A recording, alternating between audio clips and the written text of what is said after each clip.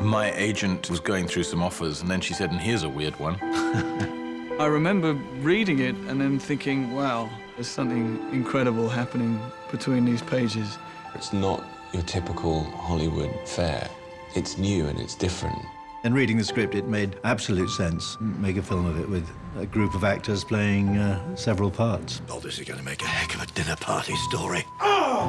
Initially, I was going to get to play 2 different parts, and then they said, now you're going to play 3 parts, and then 4 parts, and then 5, and now I'm playing 6 different characters. And it puts you in a slightly woozy, dreamlike space because it's expanding your mind in some way. It's just this highfalutin piece of art. After reading it, I didn't have any questions. I didn't have any questions. It made sense to you? No.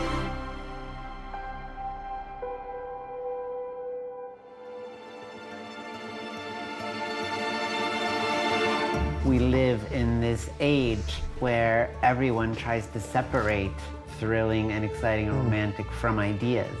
It's like some kind of violation that if you're making it exciting, then the ideas are somehow not worthy of being considered.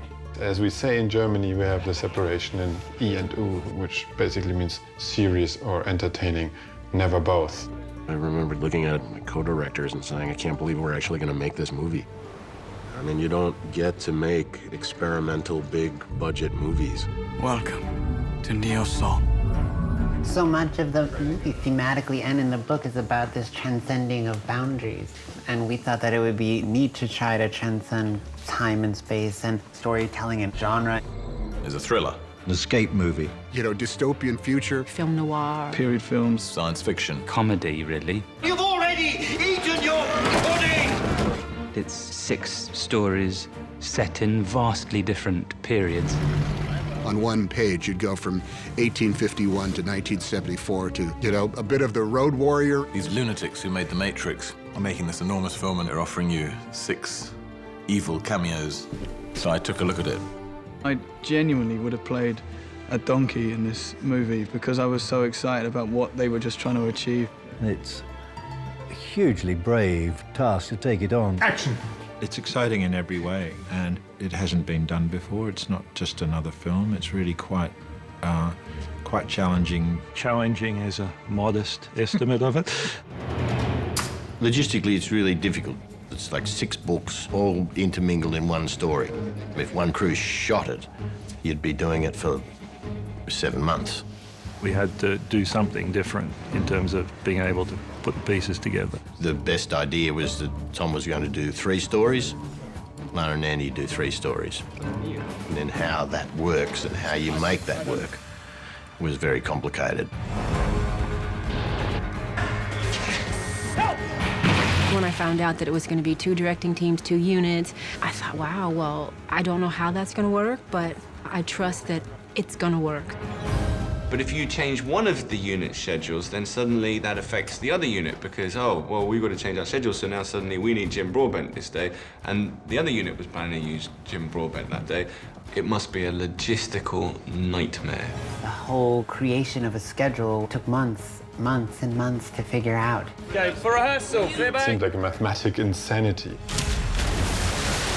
And then once we got going, just the physical challenges of 2 units, the fact that we were filming in sort of 4 different countries.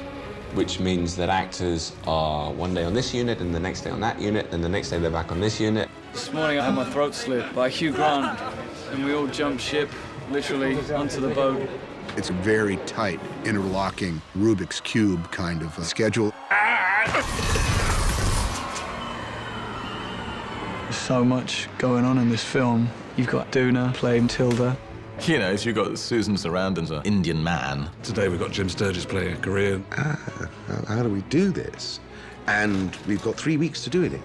We have people from 19 different countries that are in this movie. A lot of them are speaking different languages than are their primary vocabularies. Never in my life have I been asked to do anything up to about 30 accents. This movie, you have various people changing from other cultures into another accent. I don't understand! My joke was, this is like doing 3 seasons of repertory theater, you know, 6 parts apiece, all in one movie. I was like, what? What? I mean, every time I would pass Keith David in the hallway, he'd be dressed like a guy from a different century. I saw him as a Kubaka the Slave, and then I saw him like as, you know, he looked like Shaft. And then when you see them played by the same actors, it was like, wow. I mean, that's been one of the great joys of this film, is seeing so many actors completely transformed. We all just say to each other in the makeup trailer in the morning, who are you? What are you playing? That part was thrilling as an actor and a huge challenge. I mean, there's such a feast for your imagination and your eyes.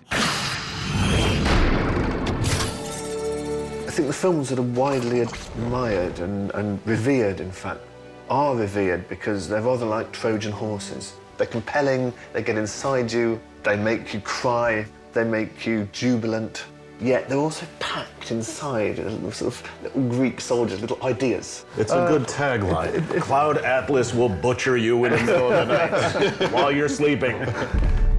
That they're sewing this all together, and nothing really is by chance. You know, they're working it all out, and it's all highly calculated. Sort of shaking up the box and playing with it in a really fun way. You know, properly brilliant. It ticked the boxes artistically for me. It's genuinely exciting to be a part of. It's so beautiful, and there's so much to see. Spine-tinglingly epic and moving. I don't think you could ever be bored for a second. It's this extraordinary experience where what looks like it can't be done is somehow being done. So many movies say one thing, and they pursue that one thing. This has a scope that's bigger than anything I've ever seen. It's been a once-in-a-lifetime filmmaking experience. I will never be a part of another film like this in my life. I know it.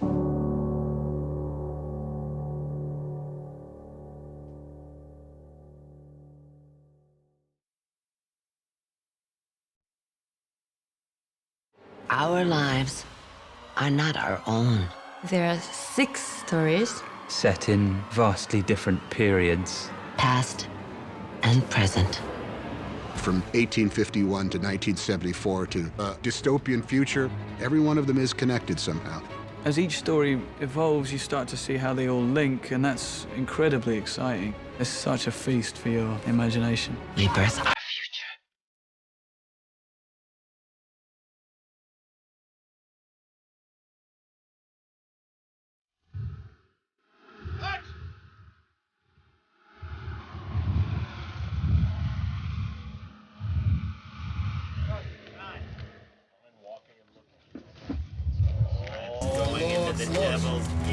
Mom and Dad, as I call Lana and Andy and Tom, they have thought out the interlockings of it all, very much so, and they continue to discover it every day. You like the flare? No flare.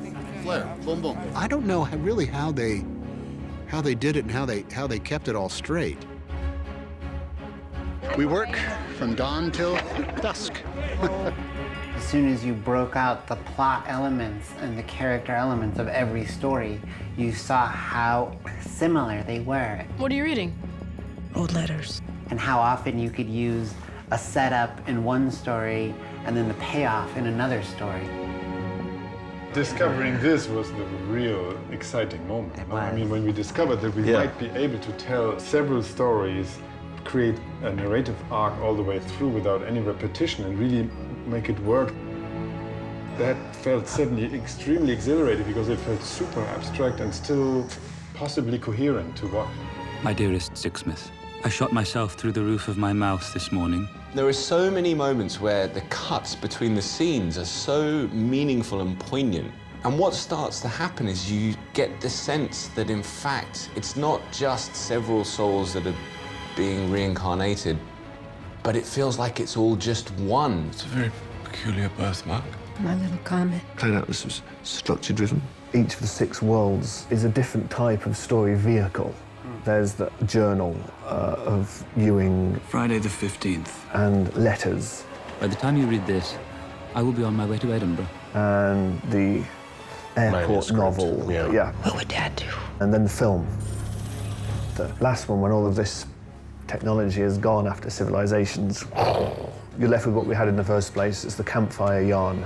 All voices tied up into one. The thematic connections became very evident, one to the next. I think each story is told with a nod towards its traditional genre. I might start to take this women's lib thing more seriously. Although they nod in those directions, they don't go too far, because then there would be a great crunching of gears when you cut between the stories. If a genre's there, then, of course, what exists can be subverted and tweaked with and played, and it gave me an instant fix to the problem. How can I make these parts different enough from one another? I thought I'll choose models. First section's Moby Dick. You're a runaway slave. I'm a lawyer. How do you imagine we could possibly be friends? The voyage of Adam Ewing is actually his voyage becoming an abolitionist. Yeah. It's not just how he gets home to San Francisco. But we don't see that part Right. of the story, and the book is actually cut in half. Right. And Frobisher never has access to the full piece of art. Right. So he never learns. Yeah, In he some never ways, learns it what the makes book is sense actually why about. He's the most broken Yeah. of all of the characters. A half-finished book is, after all, a half-finished love affair. 1930s, Gulp. Isherwood, Christopher Isherwood, my old university tutor, actually, recommended his memoir, Lions and Shadows. Frobisher then ends up creating these letters, and Louisa reads that inspires her. In fact, a report Sixsmith he has written forms the backbone of this particular story.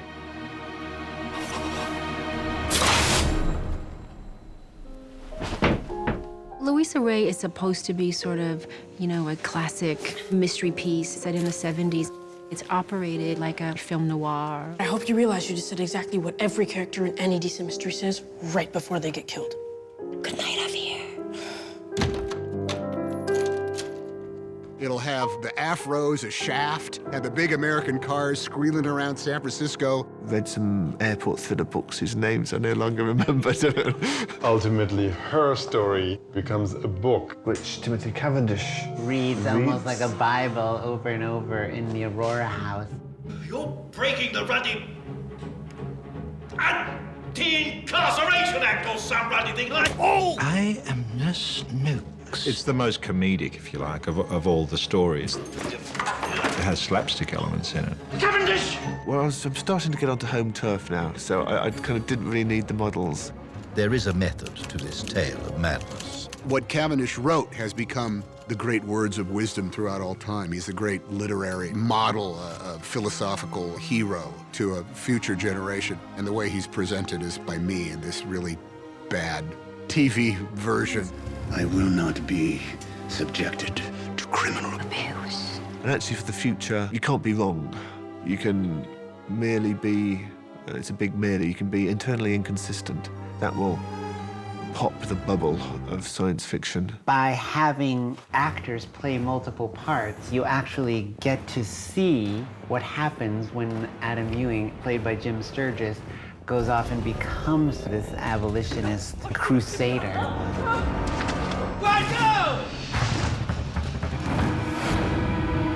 We must all fight, and if necessary, die. 200 years later, in Zachary's story, Sumi, she's a god. Let Sunny guide your heart. Our almost immediate next thing that we realized was this other character of Louisa and Miriam made perfect sense. It's through a connection with her that not only is his life changed forever, but so is the human race. What is this place? We're drawn to this concept where, what if Goose is also Zachary, and how does a villain become a hero? Dr. Goose, he's one of the guys whose evil deeds will resonate in the past and the future. When Zachary looks haunted and guilty, you feel that it's guilt from earlier lives. It's actually And of course. guilt from Goose's acts. Got it. Perfect.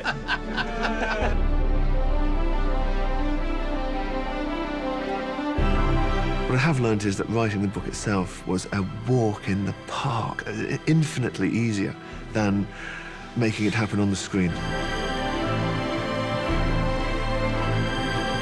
the breadth, the scope, the vast amount of time and space that the movie covers. That is going to be a slap in the head.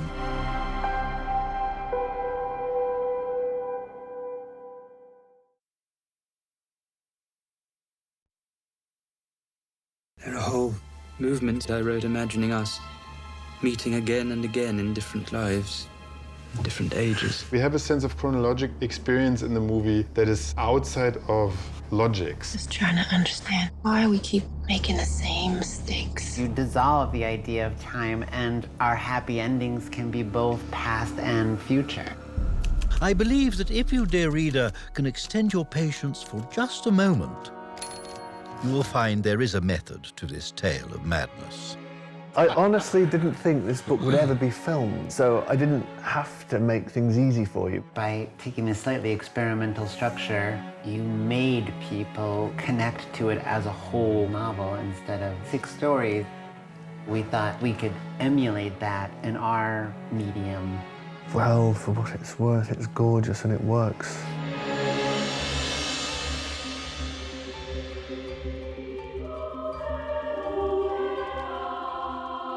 The influence of film on novelists' imaginations is something that particularly interests me. You fall through the floor and you're in a new level of reality. It's what all film is about.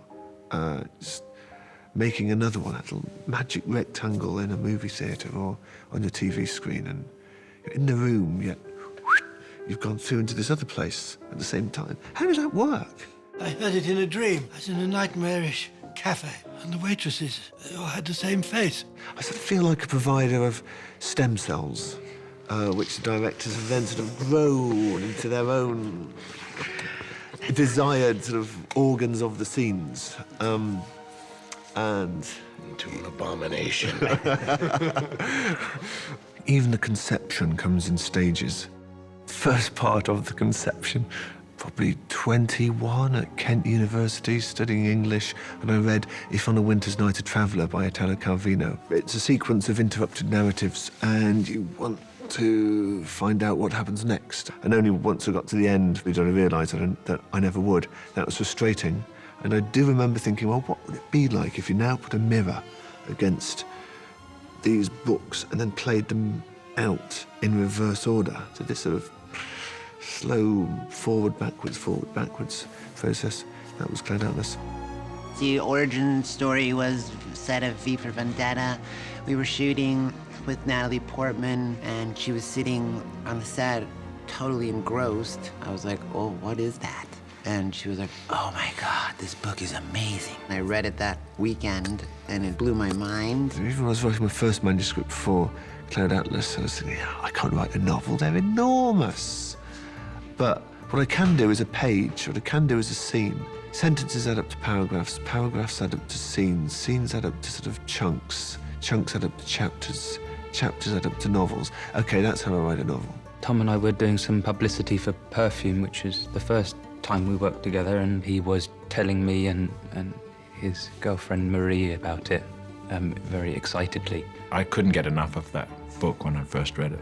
I was just so taken with each of the worlds and stylistically with how David Mitchell's managed to create with such joy and the sort of delight in storytelling. When I conceived Cloud Atlas, the biggest thing in my mind was, can I make the structure work? There are 6 apparently unrelated stories, but which are linked in various ways. And each story seems to have a different genre and set in a different time. Each one draws you onto the next. Anyone who's familiar with the book will know how those 6 stories are broken up. You have half a story and then half a story and half a story, and you work your way up through the 6 half stories, and then the latest story, you get the whole story and then you work back down again. The structure was there first, which is unusual. Often it's the plot or the characters. How is this possible? When I read the book, I have to go back and forth, and try to figure out exactly what it is. It's a scale of ideas. It's love for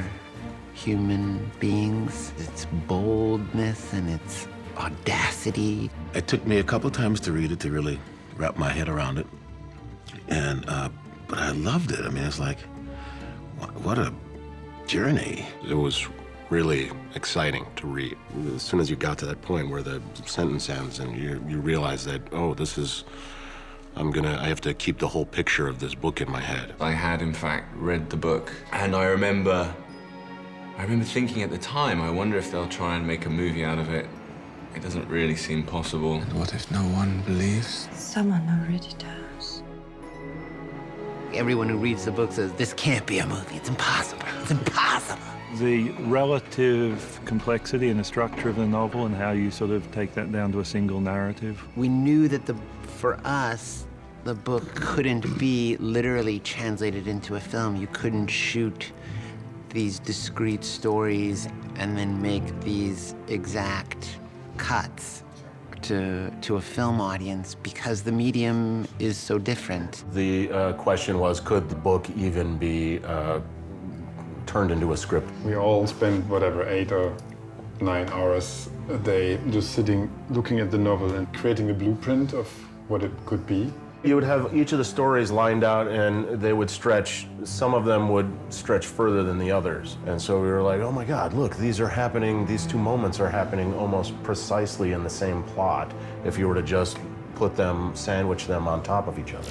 They are the same story in a lot of ways. It's about, each of the stories about, power dynamics and exploitation, and the weaker meet and the strong do eat, and they follow similar arcs. There were 5 or 6 drafts of the script that sort of varied in length, they varied in sort of approach, but they would always move forward. You dissect and then you separate and then you create little islands, lots of islands, more and more. And then you start to decide, usually if a novel as rich as David's, you know you will have to make choices towards things you really, really care for. What these guys seem to have done is, of course they have to take away from the book. I mean, it's a huge book and it's such an ambitious film project to kind of cram this into a, cinematic time frame. What is an ocean but a multitude of drops?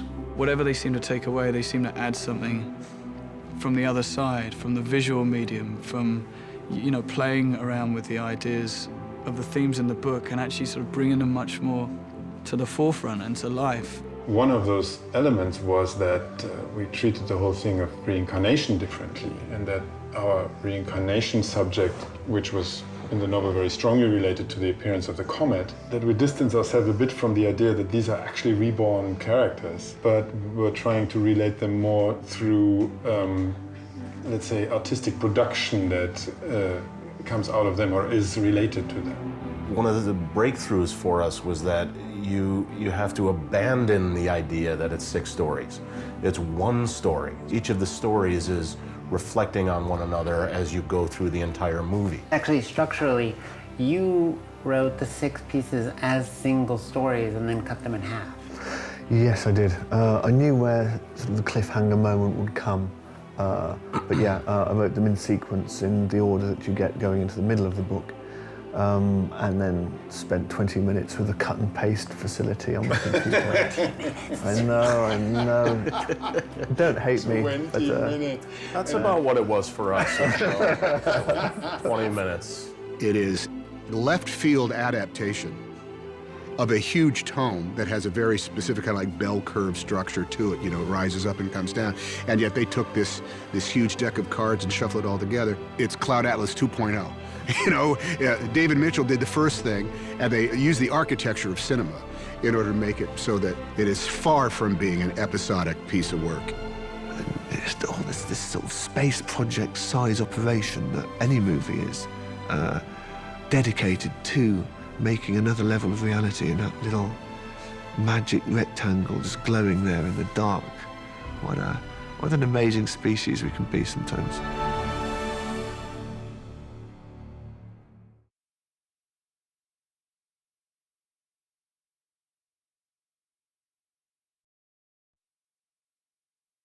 I can't explain it, but I knew when I opened that door, a powerful déjà vu ran through my bones.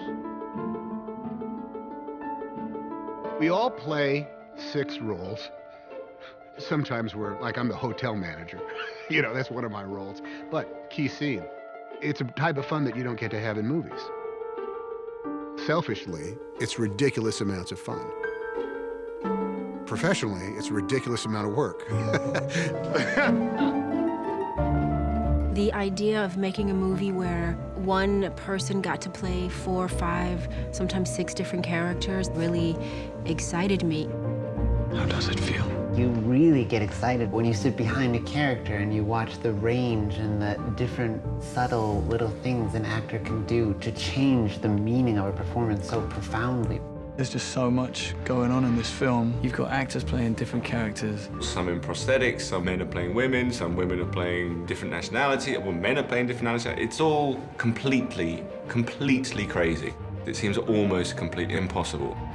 I really hope that everybody is prepared for the challenge. When I got the call saying there are 2 more characters they want you to play, I just couldn't imagine in my wildest dream what other 2 women could I possibly play. And then I found out, no, one is a man.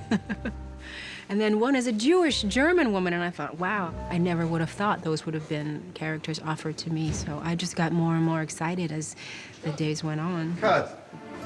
It was fascinating to see the transformation and to see the actors actually, you know, take the journey to really be somebody different.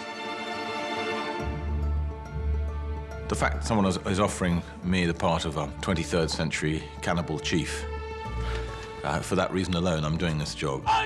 There was very little throat-slitting in Sense and Sensibility, I remember. I always felt there should have been more. It's very nice not to have to be the nice guy.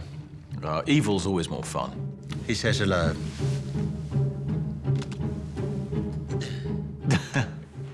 Ben Whishaw, playing my wife, lying in bed next to me, was really horrified by some of the things that were coming out of my mouth. Okay, I'm gonna have a wank now. We all just say to each other in the makeup trailer in the morning, who are you? What are you playing? It's been amazing to show up day after day and see the other cast members in the makeup trailer and sometimes having conversations with people and then realizing, like, 2 minutes in, oh my God, Hugh Grant, I had no idea that was you. Or, oh my God, Duna, you're a Mexican lady today. I don't understand. It's like, don't I know you? Seeing actors and not knowing who they were because they were kind of covered in something. Is that you, Hallie? Oh my God, you know.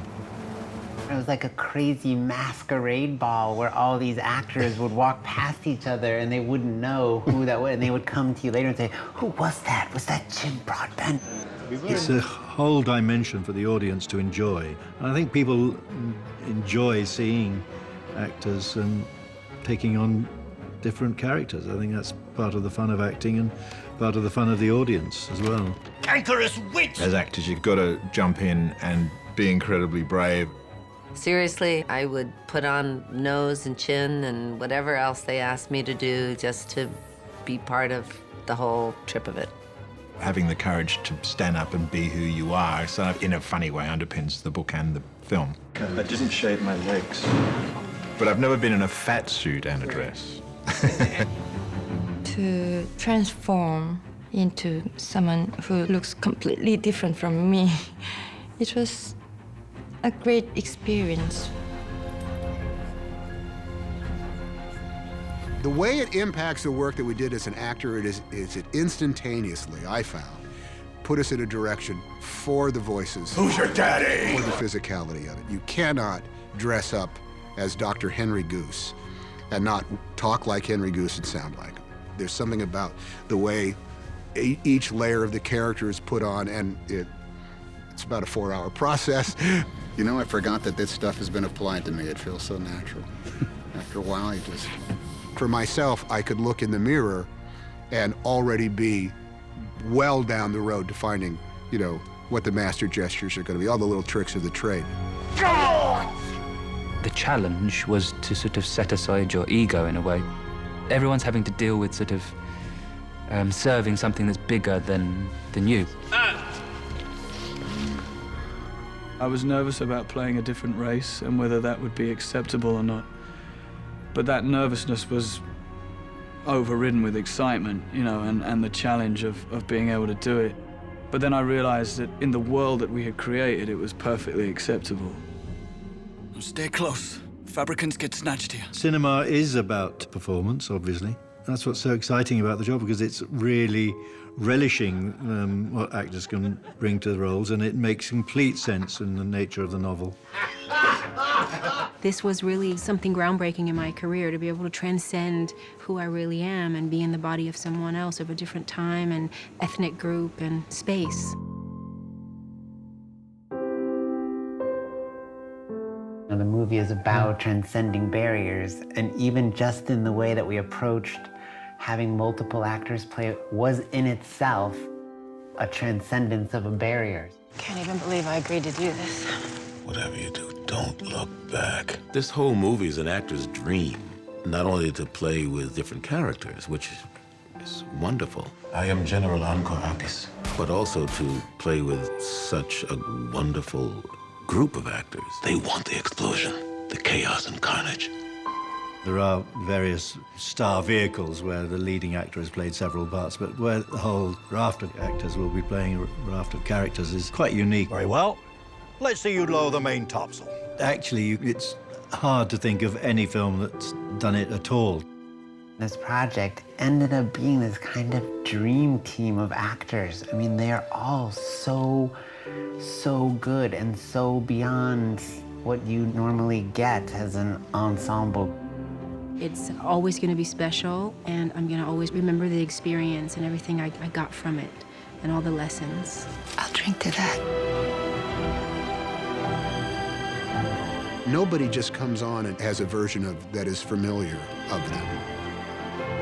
We've all been turned into 6 other actors that we will now have to compete with for jobs in the future. Be competing with myself.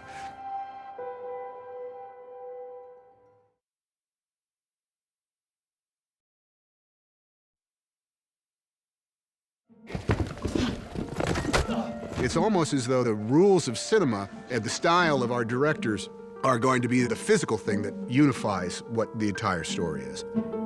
Camera right. There you go. In this book, the Cavendish line, that was the key for me when I read it. While my extensive experience as an editor has led me to a disdain for flashbacks and flash forwards. I was like, that's it. The film cuts it all up right away, so you're in 6 stories at once. You get an explanation about something in a different story, and it still explains the previous one. And all becomes clear. It is so cinematic, in my opinion, to be able to put time in the washing machine, put it in full speed and swapping from 1936 to 1957, then back to 2012, and then back to 1957.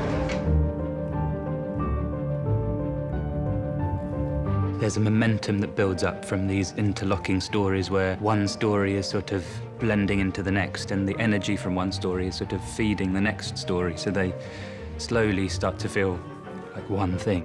We just started finding those connective moments, and it was amazing how all of them matched up. I will not be subjected to criminal abuse. They seem like they're telling different stories, but ultimately they come together. I think you're gonna love this one. The overall theme of the movie is that every act that we do, every piece of cruelty, every moment of love affects the past and the future. It's an examination of the human condition in a very artistic setting. Gorgeously, it's actually the relationships between the characters. They get reincarnated. It's not just the people, it's the relationships between them and the nature of those. The birthmark, which is such a potent sign, a reappearing thing that you start looking for. These are actually reborn characters. Each one of those characters, the soul evolved in order to have the strength to be the character that I ended up being. I start off as old native woman. She was the least evolved. And then I move on to Jocasta, who's a bit more evolved, but yet she's living as a ghost of a person. She's sort of a shell of a person. And then I go on into the next life to be Louisa Ray, who's struggling very hard to find her voice and find her strength and live up to her father, which she does. And then I go on to play a woman, Marinum, who ultimately is part of saving the world as they know it. You fall, I catch you. And without going through each one of those lifetimes, Marinum would never be able to be. So that's how I've seen my journey.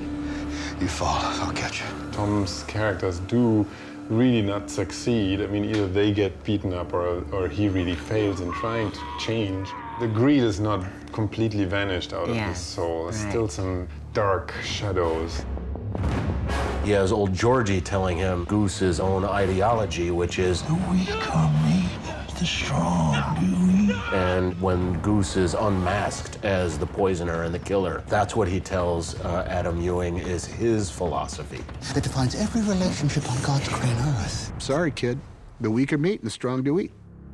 There's the strange habit for the top dog to find someone to enslave. 2 is involved in the slave trade. It's very sad. So the stakes are quite high.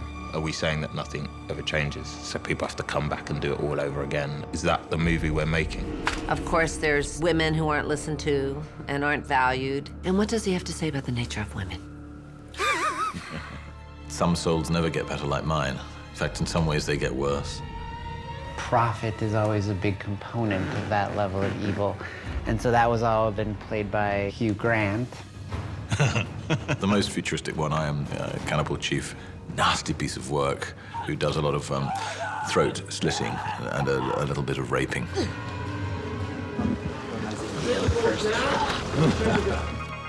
We were able to, continue his evolution, devolution, whatever illusion.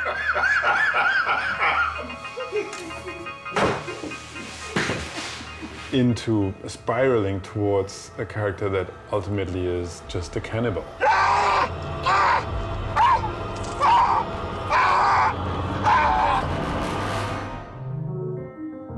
We've tried to relate the idea of eternal recurrence beyond only the idea of characters or of souls. It was all connected to this idea that started happening when we were integrating all of the stories and we were using multiple actors. I called about an old recording written by a man named Robert Frobisher. Oops. We were like, well, we should integrate design as well because we wanted to keep making it one movie. One of the biggest and earliest ideas being the chateau that Vivian Ayres, the composer, lives in, becomes 80 years later the prison for the same soul. We tried to design rooms like the Papa Song set with a very particular pattern in the building structure. Yeah. And we took the same room and then transformed it into the Starlight Bar. Ladies and gentlemen! Not only do we use spaces, but we use textures of costumes and patterns of costumes. Like the tattoo is actually related to a pattern that was on Vivian Ayres' night dress. Really? Yeah. I want to see it again. All right, let me hear it. When we had the first read-through, the first thing they did was they played us the music. The moment that the sextet is created, we always said, okay, it has to become an inherent part of the musical structure of the film and has its own reincarnations in different shapes. It's beautiful. 40 years later, it ends up as the muzak that's being played in the elderly home, which is turning into the score of the movie that is being based on Cavendish's life, which is again the sextet, which becomes the inspiration for the mechanical melody that the Fabricants are singing when they get to exaltation. So it becomes actually the death song of the Fabricants that ultimately we see at the end of the movie. It's the Requiem. There. Requiem. And Frobisher writes it as his own Requiem. Yes. Yeah. For me, that is the most exciting thing about the film, is that it is about your legacy, and what you put out into the world, whether that might be an entry in a journal or a piece of music that you've written. I really believe that the audience has to participate with us to make this believable. I love spotting the 101 ways you logically link one scene through to the next. It's really exciting. You don't have to consciously spot all of these. You don't have to think, aha, yeah, same, nice one. It just somehow works, even if you don't know it's there. It's as if I sort of built my book out of Lego, and you didn't really add any extra blocks or anything, but you disassembled my Lego novel and then reassembled it in the shape of a film.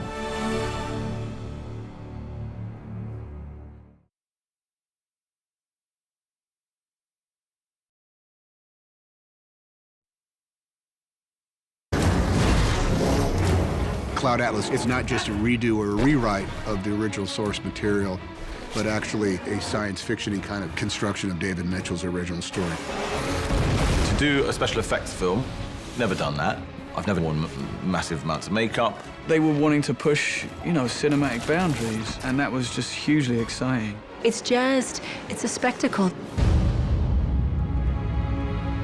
What is science fiction? It's this slippery, slippery beast to try and get. It hasn't got a clear border, which is great, but you know when you're deep in the heart of it, and you know when you're moving away from it. Nonetheless, if a genre's there, then, of course, what exists can be subverted and tweaked with and played and paid homage to. It's great goo to work with. We had to invent a society of 2133 based around consumerism. And then you have to invent what people consume in those days.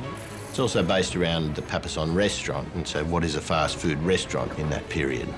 And the people who serve are manufactured.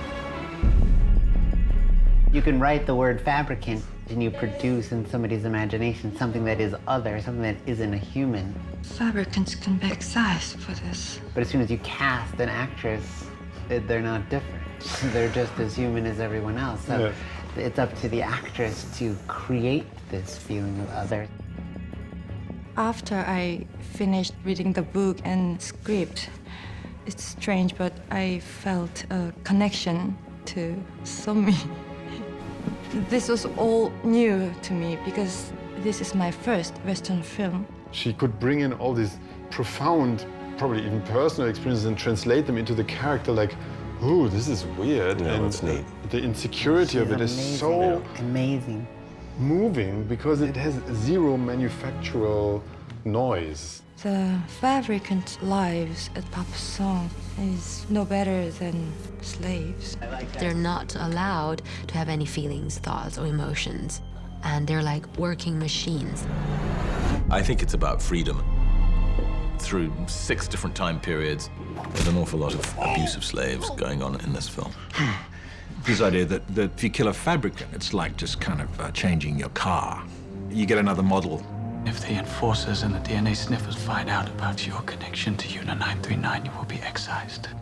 Chang is a first science officer for the Union Rebellion. Not lieutenant or not like lieutenant colonel of the Union, the first science officer. Jim Sturgis had to be the kind of kind soul that just invites predators in. And then he had to be strong enough to be an action star. Yeah, but we didn't want an atypical action star for that role. We wanted somebody who was the first science officer of the Union Rebellion. Whereas Adam sort of has a much more unsure and unstable approach to what he's doing, Chang has a very military sort of precision.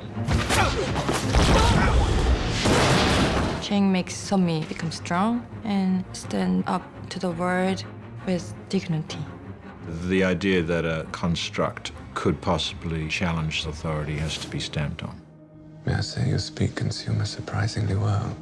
Unanimity 대부분들이 한 가지 하나밖에. One way I tried to generate a temporal distance between the 6 worlds was to change English. Right, Mr. Ewing, continue. I will not let you down. Now, this used to play viddies, but the chip is corrupted. And in the Somni story, it suddenly seemed natural to create this English-sounding grammar for unanimity. So the forces of consumerism have this American-based dialogue. What is the first catechism? Honor thy consumer. And because we were so far in the future, because there was this kind of consumer sort of speak, it was a very delicate, very finely painted sort of accent.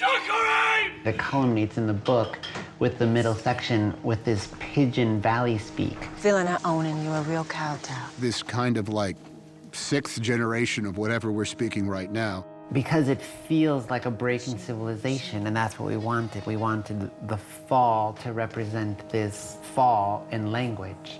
But it was hard because you have to make it understandable so that people can follow the story. You burn them about the truth and never tell them the whole truth. I need to cog what you're doing. It's one of the things people were really scared of when we were starting to present the project, and when people were reading the script, they said, like, what do you mean? I mean, they're actually saying these weird words and lines? Smart rope. I like to think that the more people are dumbed down to, the sharper the hunger becomes to not be dumbed down to, and the better the response would be when audiences are treated like grown-ups. The hardest one, I think, was the Zachary story. Where do you put them in history for the viewer without making it look like it's set in the 16th century? It was necessary for us to have an actual reproduction of Sonmi's language as her legacy. But the manufacturing of the book was something that was tricky for us. Mind the words of Sonmi. After the fall, how do you reproduce it? And so what we came up with was this very complicated idea where the freed fabricants are pulling off their collars, right? Because this is Sonmi's symbol when she's actually holding up the broken collar. They pound them flat, so the cover is this interwoven pounded metal. And then they take their slave clothes and they cut their hair like she did, and they stitch the words transcribed by Archivist Park into the paper. So the book itself is like a symbol of their own liberation. Yeah, it's just... It's all there. It's all there, people. It's 2 seconds close up. Come on. On the 5th viewing... How much do you need? This is the type of movie that people will see something that they've never seen before. It's a film about freedom and oppression. It's about the world of science and progress, and how something as horrific as the kind of slave trade evolves with us and then manifests itself into genomically engineered human beings. I won't let you go. Whether it's in the past or whether it's in the far future, you have to do the right thing, hoping that somewhere in that process, they do make a difference.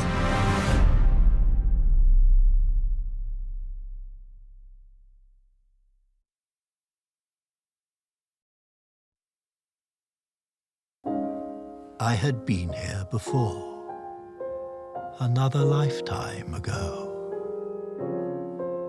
The love of my life, what had happened to her? To a soul-bound love. I mean, it's such a great love story that is told in these incredible moments. So you kind of see the young love version with Chang and Sonmi and Tilda and Ewing, and then you see the middle-aged love story with Tom and Holly, and then there's the more mature love story with Cavendish and Ursula. We really try to relate to the idea of eternal recurrence. Every story progresses towards a certain climactic moment. Somehow it feels like throughout those ages, choices that have to be made by characters basically fulfills what another character has started hundreds of years earlier. You ever think the universe was against you?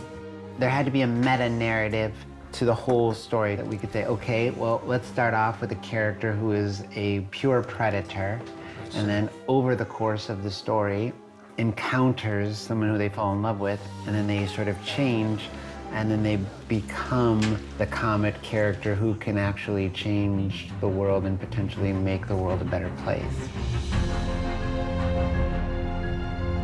When I first read it, knew that I was going to be playing Isaac Sachs and was going to have this scene with Hallie as Louisa Ray. I can't explain it, but I knew when I opened that door...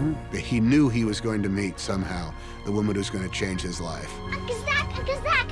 One of the other great truths about the world sometimes. Not just love at first sight, but love at first cosmic connection. And he describes it in this epiphany where he suddenly realizes, oh my God, I just met somebody, and I think my life has changed just by meeting this girl. And in the montage, we have this great moment where he says, yesterday my life was headed in one direction, and you see Goose snipping off these blue buttons. And then the next line, today my life is headed in another direction, and you see Isaac Sachs has placed the Swaneke report in Luisa's thing, so he's sort of changed the direction of his life towards sort of good guys. What's your name, darling? And he has this moment where he could actually continue where he left off his soul. He sees Holly as the Indian woman, and if he just gives up the anger and the rage he feels, who knows what direction his life could take, but instead he throws the critic over there, and then that life doesn't end very well. She has to continue offering herself to him before he really gets like, it. When is this guy gonna learn? That's it. The music from my dream. Something that was important to have in the story was to have a sort of love affair between a young person and an old person. Must have misheard me. I said I had a melody, not a malady. Despite the fact them both using each other, there is, at least on Frobisher's part, a genuine and surprising sort of love for this old man.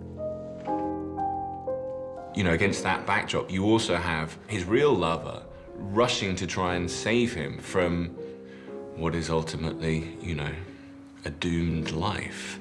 A lot of people lose the love of their lives and then find the loves of their lives. And Cavendish, finds the love of his life. There she was, Ursula. I'm always very game for love stories, and this has many love stories in it. I was happy to sit on his lap and bring him the end of his search.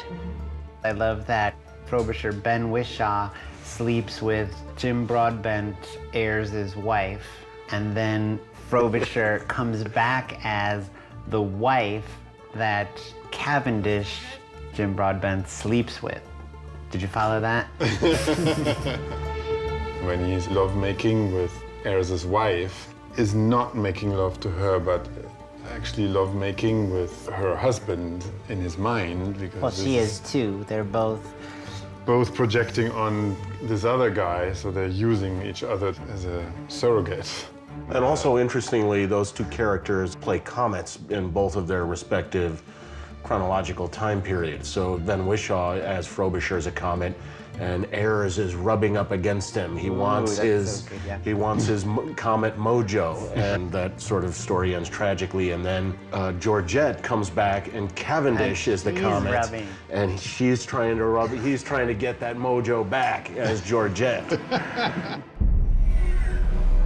There's no reason to hide. I know you are. To play Sonmi 451 in this film, you need someone who's really, really special, and it's such a special part. And they found it 100% in Duna. Do you like them? You look lovely. Chang is the only pureblood who is kind to Sonmi. He protects her and loves her. Only Chang exists for Sonmi. Which just makes it all the more heartbreaking. You know, he cares so much about this fabricant worker and these fabricants in general and this atrocity that's sort of happening in the time that he's living in. And very quickly falls in love with the young fabricant girl that he's trying to save, you know. At a certain point, we realize that Sonmi is going to die, and that she has to even witness how the love of her life dies, which is one of the heartbreaking performances, at least for me. When I see Duna look at Jim dying, and yet to have the opportunity in a movie to then cut to the same actors meeting again, because Adam Ewing, played by Jim Sturgis, who just died as Chang, returns home to San Francisco to meet his wife after this endless voyage, opens the door, and we realize the woman who's playing his wife is Duna Bay, who's just lost him. It's like, bring a happy ending twist to a story that seemingly seemed already concluded in sadness.